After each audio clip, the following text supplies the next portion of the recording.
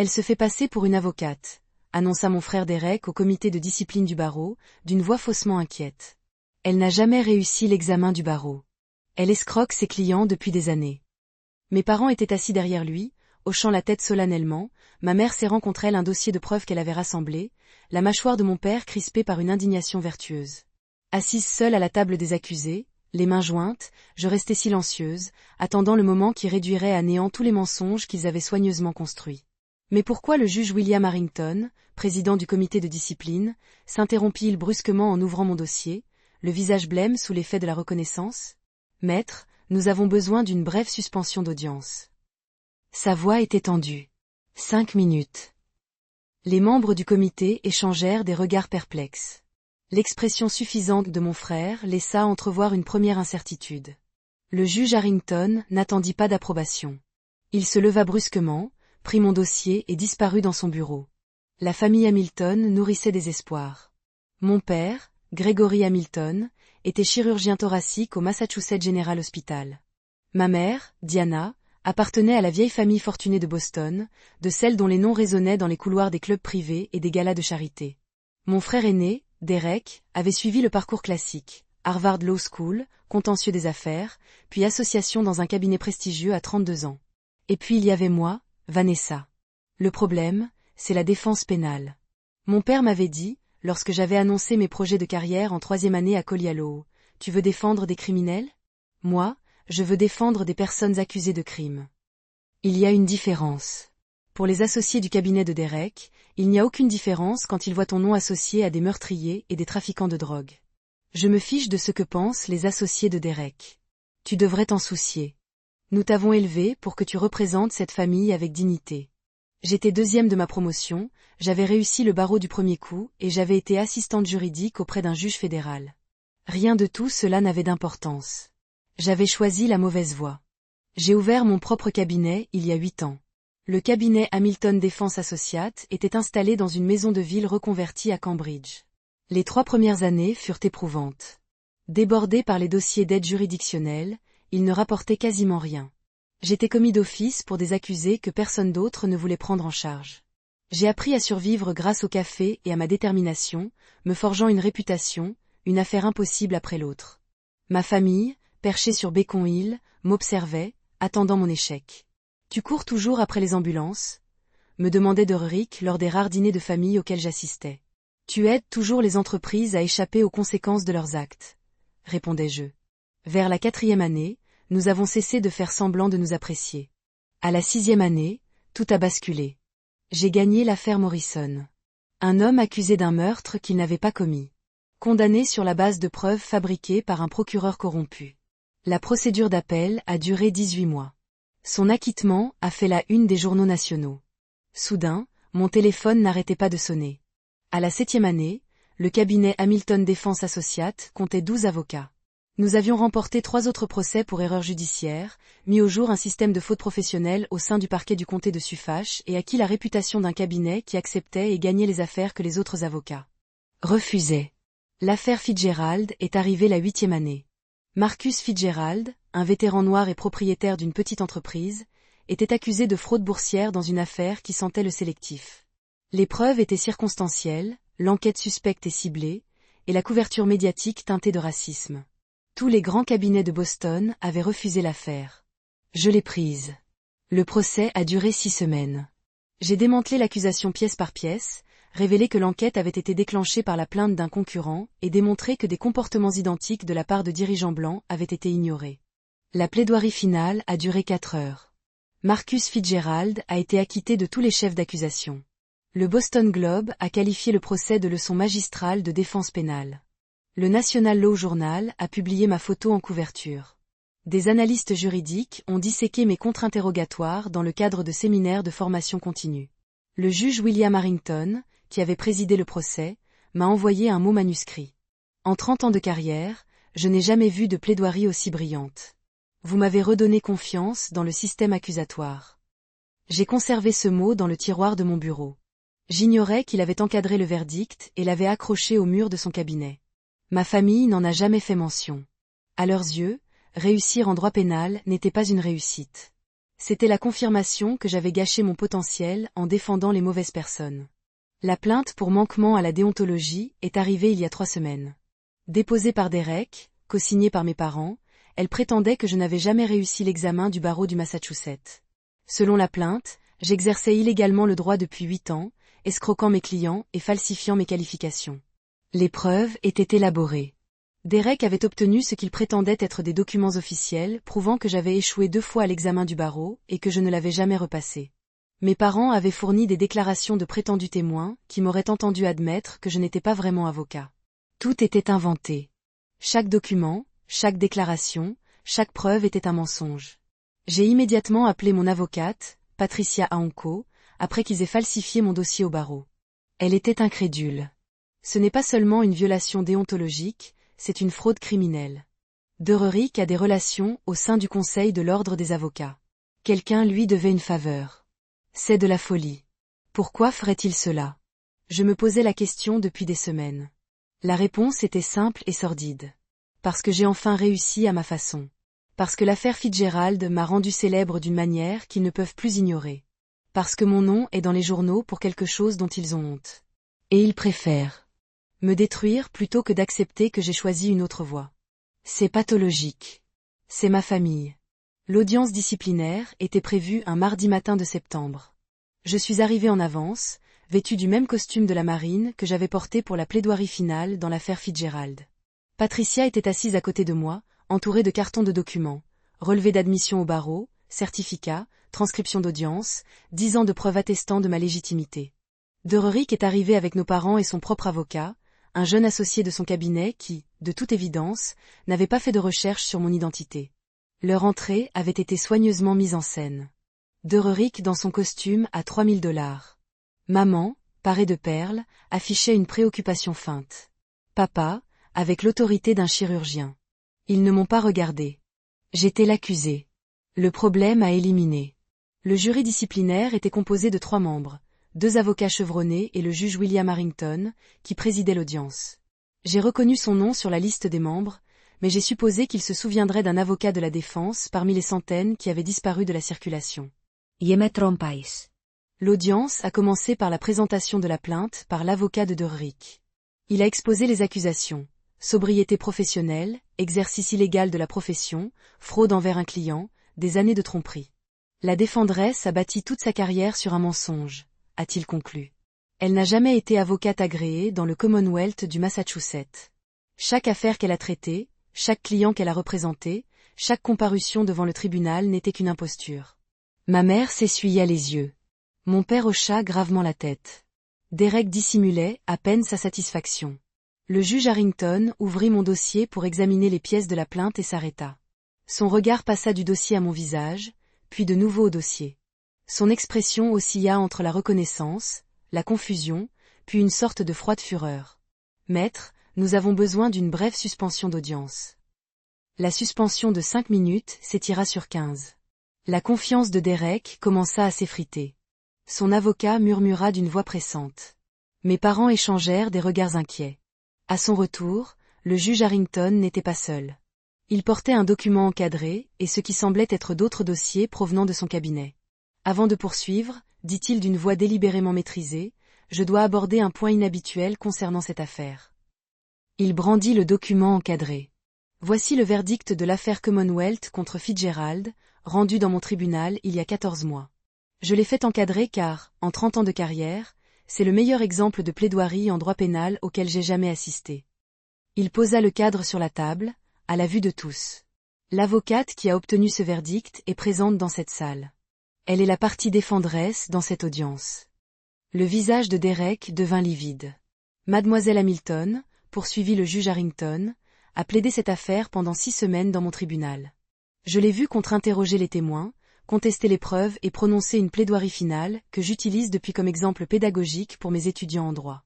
Vous insinuez? Il se tourna vers l'avocat de Derek qu'elle avait accompli cela sans être avocate. Votre honneur, nous avons des documents. J'ai vu vos documents. La voix du juge Harrington était glaciale. Je me suis également permis d'obtenir le dossier d'inscription au barreau de mademoiselle Hamilton directement auprès du Conseil de l'Ordre des avocats pendant notre suspension d'audience. Il ouvrit un dossier. Vanessa Hamilton a réussi l'examen du barreau du Massachusetts en juillet 2016. Elle s'est classée dans le 97e centile. Admise au barreau en octobre 2016. Numéro de licence, 687 432. Actuellement en règle. Il a posé les documents officiels sur la table. Les documents joints à cette plainte sont des faux. De piètres faux. En réalité, les numéros de certificat ne correspondent pas au système de formatage du barreau, et les signatures sont des copies numériques qui ne correspondent pas aux originaux de cette période. Derek s'est levé brusquement. Il doit y avoir une erreur. Asseyez-vous, monsieur Hamilton. L'ordre du juge Harrington ne laissait aucune place à la discussion. La seule erreur dans cette salle a été commise par celui ou celle qui a cru pouvoir fabriquer des preuves et les présenter à un comité de discipline comprenant un juge qui connaît personnellement le travail de la personne mise en cause. Il s'est tourné vers mes parents. M et madame Hamilton, vous avez cosigné cette plainte. Vous avez fourni des déclarations à l'appui. Je veux être très clair sur ce qui se passe ici. Vous avez soumis des documents falsifiés lors d'une procédure disciplinaire officielle. Il s'agit d'une infraction pénale. Ma mère, d'ordinaire si calme, s'est effondrée. Nous n'étions au courant de rien. Derek prétendait avoir des preuves. Vous avez signé des déclarations sous serment appuyant des allégations que vous saviez fausses concernant votre propre fille. Que vous ayez créé ces faux documents ou que vous les ayez simplement approuvés, vous êtes complice de cette fraude. L'audience s'est transformée, passant de mon accusation à la leur. Le juge Harrington m'a invité à présenter des preuves, ce que j'ai fait méthodiquement, 8 années de dossier judiciaire, mes qualifications pour chaque affaire traitée, des témoignages de juges, de collègues et de clients, l'historique complet et documenté d'une carrière juridique légitime. Patricia a ensuite présenté l'analyse forensique des preuves fabriquées par Derek. Les documents soumis par la plaignante ont été créés il y a environ 6 semaines, a-t-elle expliqué en présentant des rapports techniques. Les métadonnées numériques montrent qu'ils ont été produits sur un ordinateur enregistré au nom du cabinet d'avocats de Derek Hamilton. Les incohérences de mise en page indiquent que leur auteur avait accès à des documents authentiques du barreau, mais les a modifiés incorrectement. L'avocat de Derek tenta d'intervenir. Qui a remis ces documents à mon client ? Demanda le juge Harrington.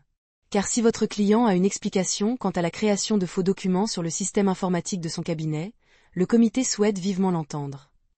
Silence. J'ai vu la carrière de mon frère s'effondrer sous mes yeux.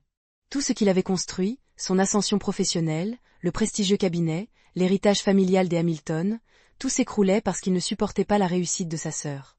Ce comité rejette la plainte contre Vanessa Hamilton, annonça le juge Harrington. De plus, nous transmettons ce dossier au bureau du procureur pour enquête sur le dépôt de faux documents, le faux témoignage et le complot visant à entraver le cours de la justice. Il regarda Derek droit dans les yeux. Monsieur Hamilton, je vous recommande vivement de consulter un avocat pénaliste. Vu votre mépris apparent pour ce domaine, je vous conseille de trouver quelqu'un d'aussi compétent que votre sœur. Il marqua une pause, mais je doute qu'elle accepte votre dossier. Les conséquences se déroulèrent au cours des mois suivants. Derek fut arrêté 3 semaines après l'audience. Le cabinet l'a immédiatement licencié. Son parcours d'associé ne résiste pas aux accusations fédérales de fraude et de parjure. Son inscription au barreau a été suspendue dans l'attente de l'issue de la procédure pénale.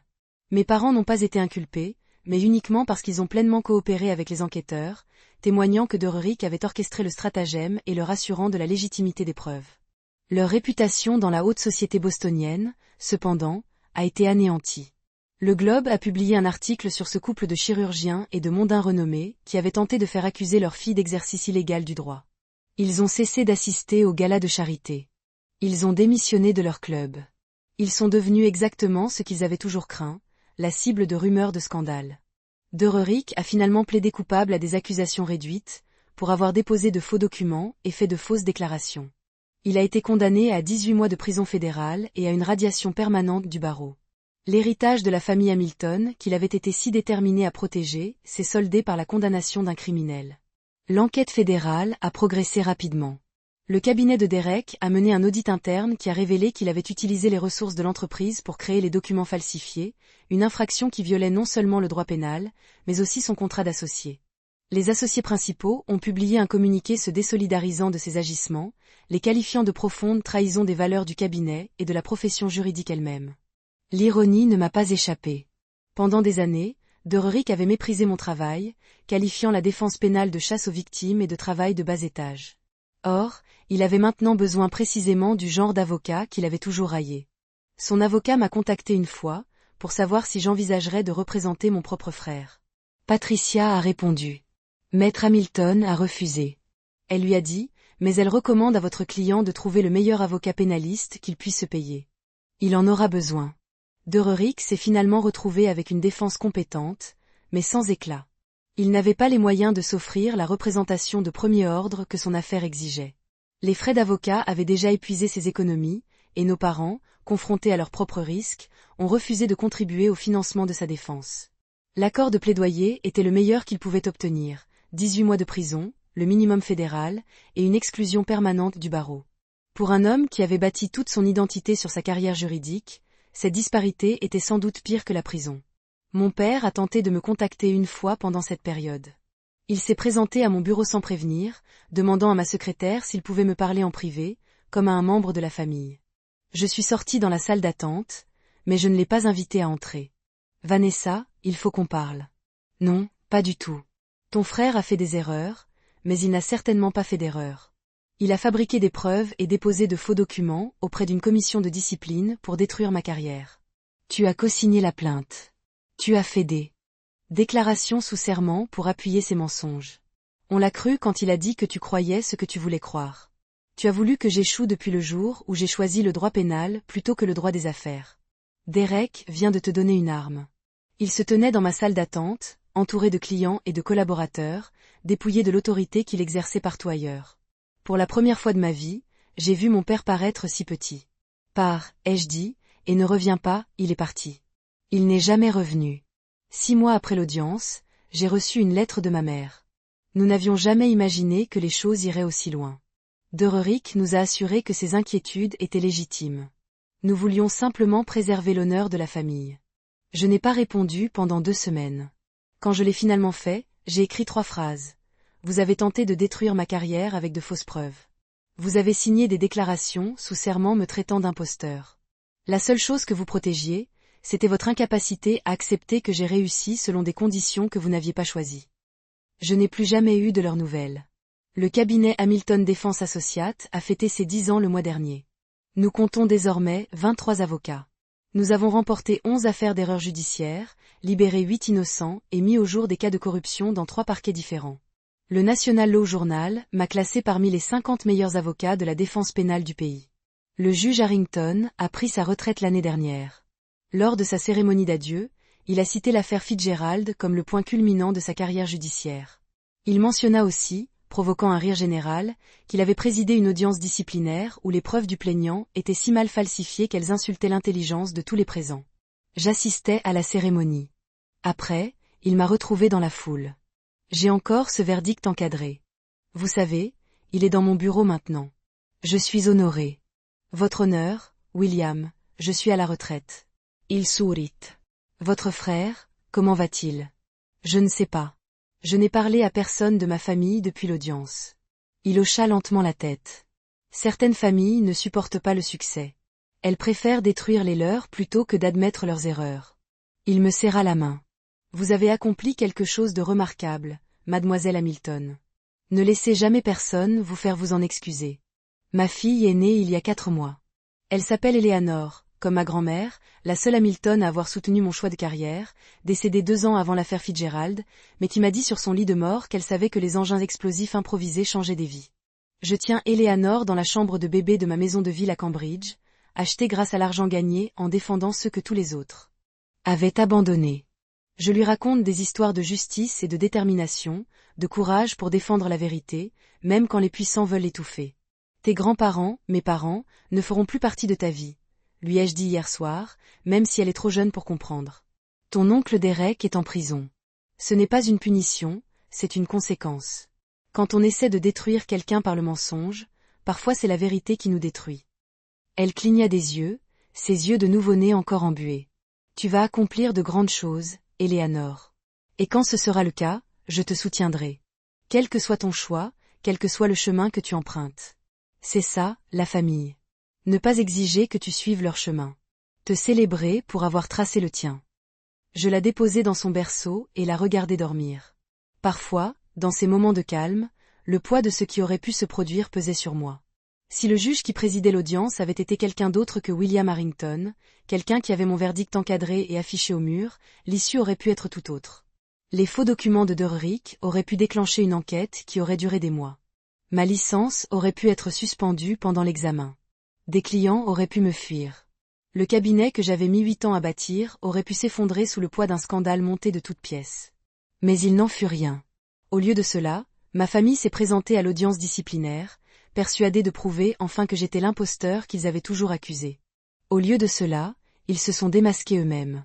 Le juge avait mon verdict encadré et affiché au mur. Il savait parfaitement qui j'étais avant même qu'ils n'ouvrent la bouche. Ils pensaient me démasquer.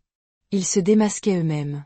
Et maintenant, tandis que Derrick purge sa peine et que mes parents sombrent dans l'oubli qu'ils redoutaient le plus, Hamilton Défense Associates continue de prospérer, continue de gagner, continue de prouver que la seule chose plus puissante que les attentes familiales est l'intégrité personnelle.